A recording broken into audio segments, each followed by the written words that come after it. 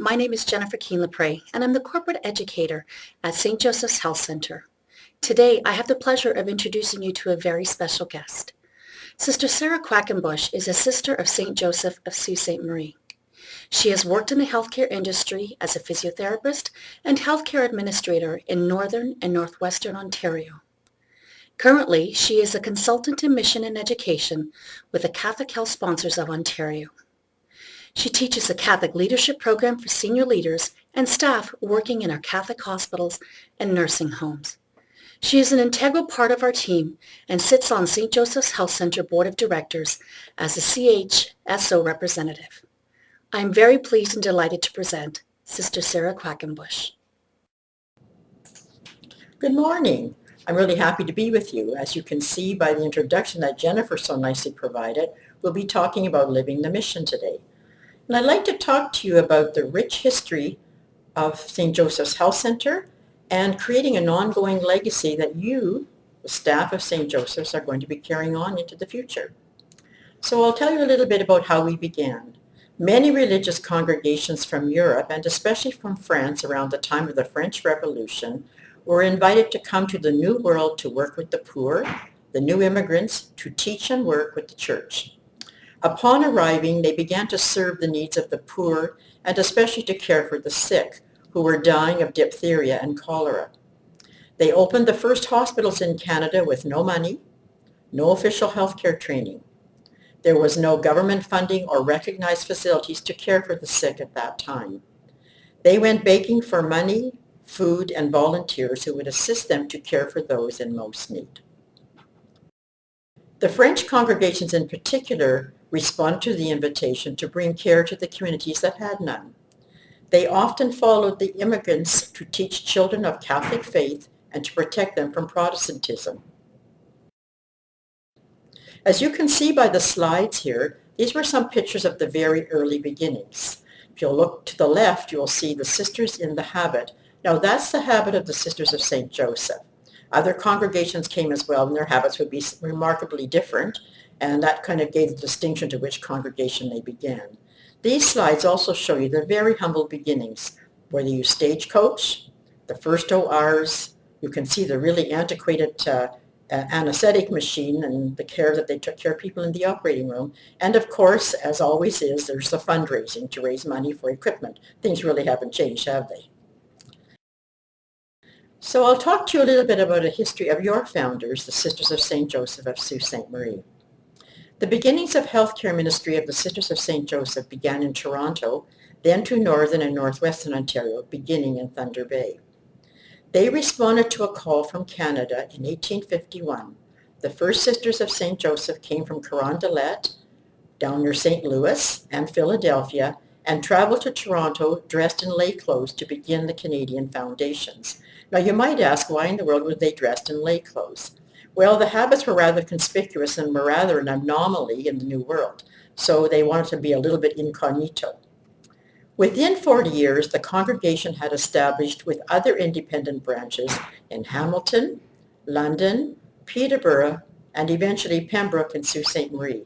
Now, when you hear Sault Ste. Marie, this happened because our diocese was called the Diocese of Sault Ste. Marie, and the first cathedral was established there, but eventually we moved to North Bay. So the Sisters of St. Joseph, you'll hear us talking about the Sisters of St. Joseph from North Bay or the Sisters of St. Joseph from Sault Ste. Marie, and we are one and the same organization. So the Sisters of St. Joseph of Sault Ste. Marie, they traveled by steamboat from Toronto to Prince Arthur's Landing, which is called Thunder Bay, and they began their ministry in Northern Ontario with the plan to teach and to work with the poor. Healthcare began rather unexpectedly when the men building the railway brought a man who had both of his legs amputated to the convent and asked the sisters if they would care for him. Their chapel literally became the first hospital. This legacy has been carried on by the Sisters of St. Joseph, who continued as the religious sponsor until 1998. As the sisters began decreasing in numbers, we recognized a decision had to be made whether or not we would be able to carry on the Ministry of Healthcare in our organizations. In 1998, a decision was made to transfer their sponsorship along with other congregations of sisters to the Catholic Health Sponsors of Ontario. This was approved by Rome and the bishops who were part of this decision-making. The sisters made the decision to continue their work because of you, because we truly believe that the men and women who had supported us and worked with us over the years had the skills and the desire to continue the mission and ministry of Catholic healthcare. Our Catholic mission and work is a ministry endorsed by the Church. Now, sometimes people don't realize that this is a recognized work of the Church. So sponsorship of healthcare by the Catholic Church requires that the board, the leadership staff, and the community and the staff at large we serve are aware of the connection between the organization's mission and the mission of Jesus. The ministry of healthcare is not initiated from a purely business perspective. Rather, it reflects the Church's response in love through a compassionate action of healthcare as we meet the needs of the community and the people we serve. We have a very proud heritage here in Sudbury. In 1950, Sudbury General Hospital, now called St. Joseph's Health Centre, opened as the first English-speaking hospital. In 1972, the facility went from 200 to 360 beds, providing a majority of the acute care beds in the area.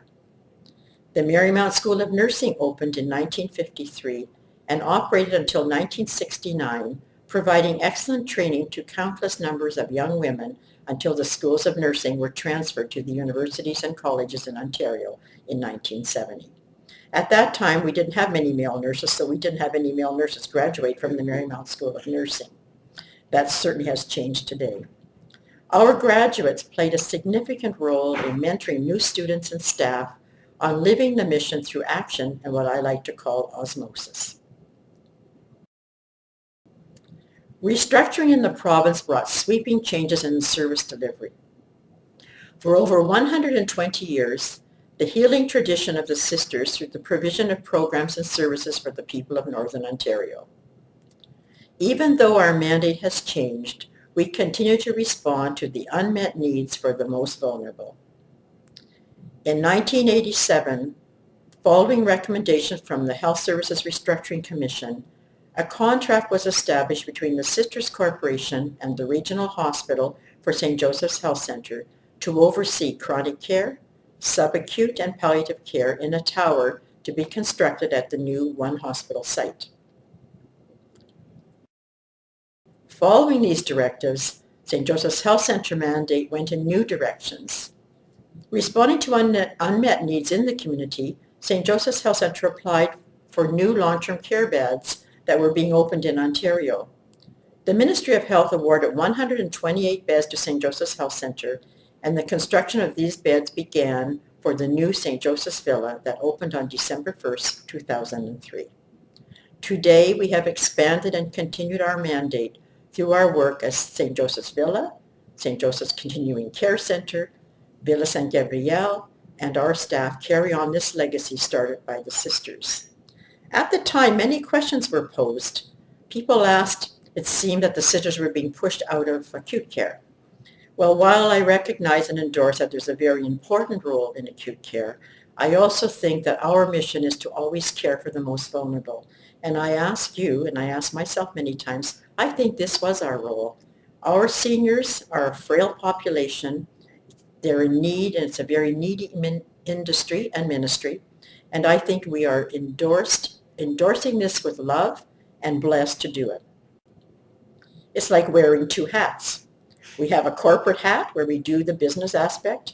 We would be like any other healthcare facility in this province, required, of course, to carry out the rules and regulations, to meet the demands, and to be responsible for what we do and to meet all of the corporate responses that any other healthcare facility providing long-term care or chronic care or any type of long-term care, and we are required to do the same.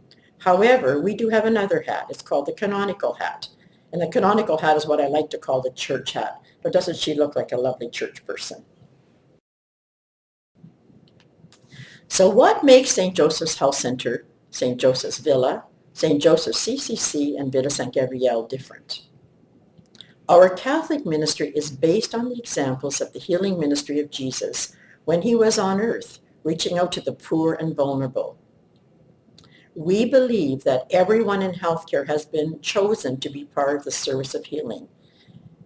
We believe that each person who chooses to work with us embraces this call to serve as a ministry, not just a job to be done. And you were chosen, not randomly, but rather because we saw in you that goodness and desire to make a difference in those lives that you will touch in the work of healthcare. And I want to tell you, when you are being selected, people are looking for that. Are you committed? Are you compassionate? And do you see this as a call, not a vocation, not just a job to get by? So that's a really important part of why you were selected and why we really want you to be part of this ministry. We also are called to respect the dignity of all persons, regardless of their religion, beliefs, race, or color, and invite them to be part of this ministry. Now, there's still a bit of a myth out in the community. People still believe that, oh, you have to be Catholic to come here. You've got to be Catholic to work here. I tell you that has never been the case, nor will it ever be the case. Right from the beginning, we have had people of all faiths and traditions working with us. I think the sisters in many ways were very known for their reaching out to people of all different faiths and traditions. We had people on our board who were from different churches, Jewish people, different people of color, and that has been a long tradition. We also made a real effort to invite people as representation from the community. We never, all we have ever asked is that if you work for us, will you support our mission and will you support our values? So what is required of us as a Catholic-sponsored facility? We've been given a sacred trust and an accountability. So we need to be recognized as a Catholic facility in the work of the church. You can't just open a Catholic work. You have to be approved by the church to do so. It is a ministry. It is part of the church's mission. To ensure that the mission is lived and breathed at every level of the organization. We also have to be sure that the mission forms the foundation for leadership and policy decisions. How do we live our mission? Well, we do this by promoting the mission and ensuring that it's supported in the culture of the organization. And we ensure that there are various activities incorporated to measure the effectiveness of the mission and its dissemination in the organization. And we assist each other to reach that full potential. Now, you know, we used to have mission statements. Years ago, we called them philosophy statements. It was kind of an early tradition of the sisters. Now, everybody has a mission. McDonald's has a mission. Tim Hortons has a mission. And if you ask a person who works there, what's the mission of Tim Hortons? To serve good hot coffee and to serve the public. Well, our mission is a little more than that. We also have stewardship. And that means that the organization makes wise and prudent decisions regarding fiscal allocations. Now, this is based on a long tradition. The sisters were known to be quite frugal, to balance our books, and to not incur debt. And that's because we recognize that this is public money. It requires public accountability, and it ensures that mechanisms are in place that appropriate utilization of the scarce resources and that our budget decisions consider the impact on the mission and the values of the facility. It's not about big programs. It's about, are these programs meeting our mission, and we just make our decisions based on the mission and care for the poor and particularly those most vulnerable. In addition, we have other mission work that is part of our faith tradition. Pastoral services are provided in an organized fashion, and that means that we reach out to all faiths and traditions. We don't impose our religion on anyone else, but we are respectful that people are spiritual, and we provide services to people of all faiths and traditions. We also have a link with the local bishop, and visits are arranged at least annually. Our bishop likes to come to visit here. He loves to come to say Mass occasionally. He'll come for Mission Day, for various functions when it's at all possible. We would also notify him if any circumstances which require interruption related to the church's moral or social teachings. If there was some scandal or something happened unforeseen, we'd hope that never would happen, we would always make sure that he was aware of that. And we have to be sure that we are meeting the moral teachings of the church. Excellence forms another very important part of our requirement. The institution continues to respond to the real need. We must be committed to ensuring that the quality of services offered are at least equal to or better than those in our civil organizations. We can't always think that we're better than everybody else, but we better be as good as. We cannot offer second-rate services in our facilities, and we are expected to meet those requirements and to be proud of what we do and to have measures in place that ensure the board and the sponsor that in fact we are providing excellent care. There's also ethics of care, and this is a respect for individual needs and the dignity of each person. This will often lead to ethical reflections on tensions between the individual good and the common good. And when I'm using the word common good, you might ask, what does that mean? Well, that means when we're making a decision, any decision we make will affect everyone in our organization, from the frontline staff to the patients to the board, and a decision should reflect that this decision will impact on everyone. There is respect for human life in all of its stages, including suffering and death. And as part of our commitment to allow people to die with dignity and to help them exit this world in the most dignified way possible. The institution offers a service, not just a commodity. So how is this realized by you? What's your role? Well, with the sponsors, you are committed to the fidelity of the tradition and the larger heritage founded in the Catholic Church. It's really important to tell the stories of our founders, to share the history of your organization in your community, to promote your values in the workplace. And we are also very committed to recognize staff and volunteers who exemplify values and mission-driven care. There is no way we could ever do the work without you, the frontline staff, and without all those who volunteer for us. Our long history is based on the work of the volunteers. The sisters never believed that they did the work alone. We were only successful because of those who worked with us. I like to say we were ordinary women who accomplished extraordinary things because of the extraordinary people who walked the journey with us right from the beginning of our work. And we would have never succeeded without you. And lastly, you have to be a positive and animated mentor. So how do you make a difference? What do you do? Well, how do I live out the mission to ensure my due diligence? If I come up to you today and say, tell me, how do you live out the mission every day? I like to tell the story of a young woman who was having an interview after her initial orientation time, and she was a housekeeper. And she said to the person, you know, I'm only a housekeeper, but I like to think that I can really make a difference in the patients I see every day. And I go in and I smile, I say good morning, I take the time to introduce myself, and always before I leave, I say, is there anything I can do to make your day better? Now, do you think she got the mission? I'd like to think so. Why do you think you were invited and selected to be part of this organization?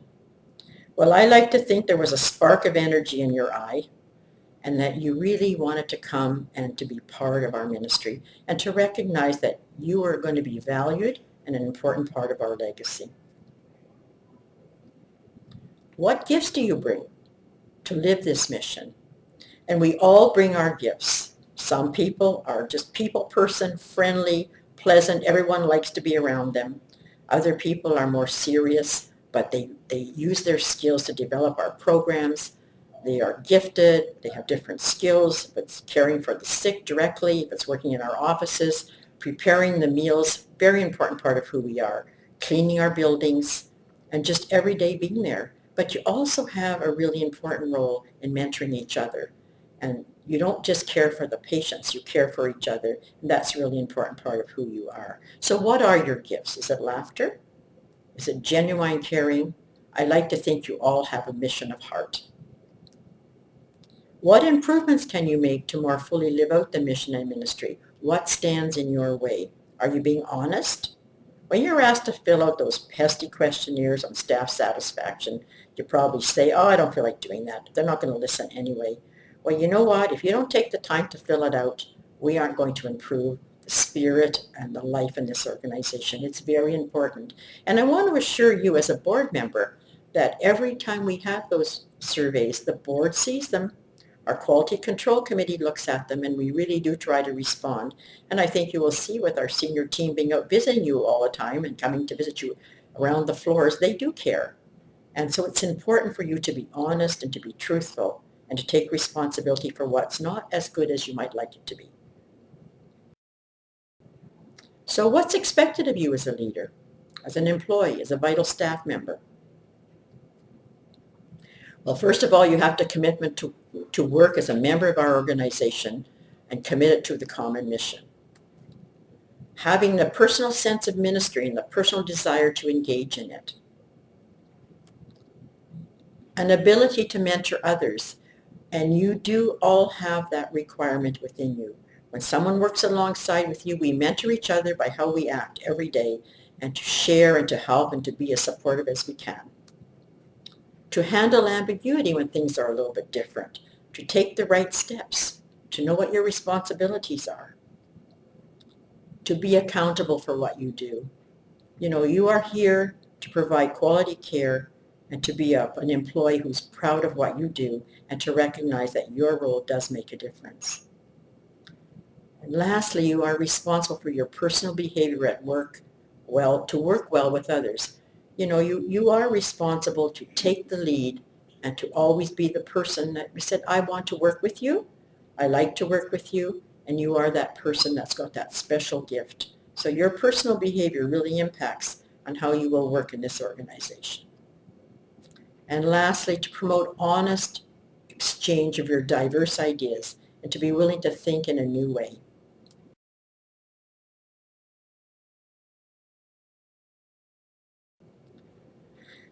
We also have a commitment to justice, to remember that when you see an injustice, you are no longer a spectator. If you ignore it, you are as much guilty of the wrongdoing as the person doing the wrongdoing. So it's important that you recognize that. And you acknowledge the different achievement of other team members. You can't do everything. To really be supportive and to recognize the goodness of the staff who work with you. To participate and to develop high-quality solutions. To recognize the times when supporting the team's decision is more important than your individual preference. To be willing to go with a decision. And really another important area is to attend your ceremonies and celebrations in the organization. So I started off by saying, are you up to this challenge? Are you ready to carry the torch? Well, I'm going to tell you, I'm going to come back, I'll say 10 years, maybe 20 if I'm really lucky, but I'll be toddling along by that stage. But I'm going to come back and say, you know, what's your legacy? What are you leaving behind?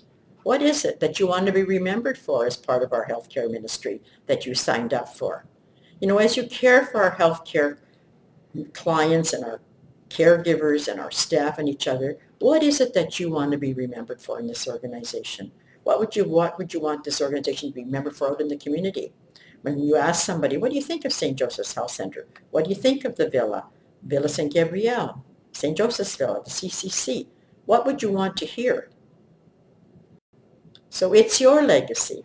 So as I said to you, I'll be back. And how will you have inspired our next generation to be part of the call of those privileged ministries?